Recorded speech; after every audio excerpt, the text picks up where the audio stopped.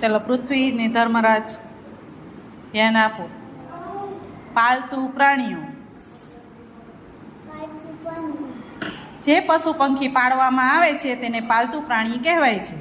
તો અહીં કેટલાક પાલતુ પ્રાણીના ચિત્રો આપેલા છે. દરેક પ્રાણીને ઓળખી અને તેનો નંબર તેના નામના આગળના બોક્સમાં લખવાનો છે.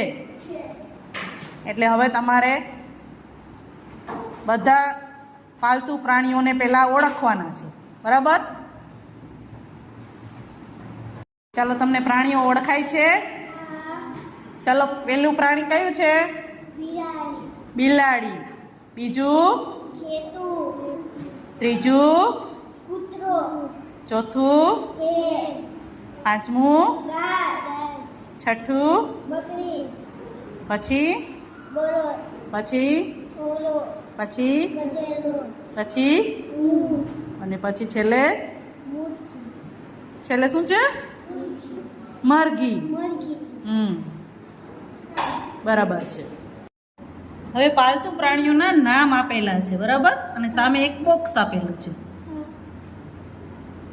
હવે પાલતુ પ્રાણીનું નામ વાંચવાનું છે અને સામે બોક્સમાં જે નંબર ઉપર એ આપેલું છે તે નંબર લખવાનો છે. હવે આ નામ શું છે એ વાંચવાનું છે. બરાબર? ધર્મરાજ વાંચો. જો અહીંયા બકરી. વાંચો. બકરી. સરસ. હવે બકરીનો નંબર કેટલામો છે જુઓ જોઈ. 6 નંબર. તો આપણે ત્યાં 6 લખવાનું છે. લખો. શું લખશો? 6.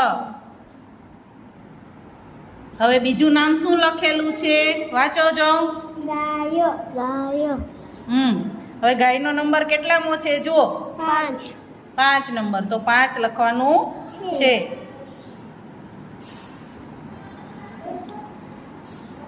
પછી ત્રીજું નામ શું લખેલું છે?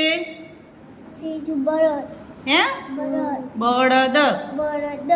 કેટલામો નંબર છે બળદનો? 7. તો શું લખશો? 7. સરસ.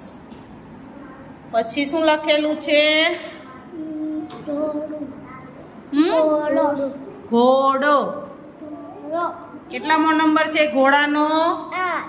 હે? લખો 8. સરસ.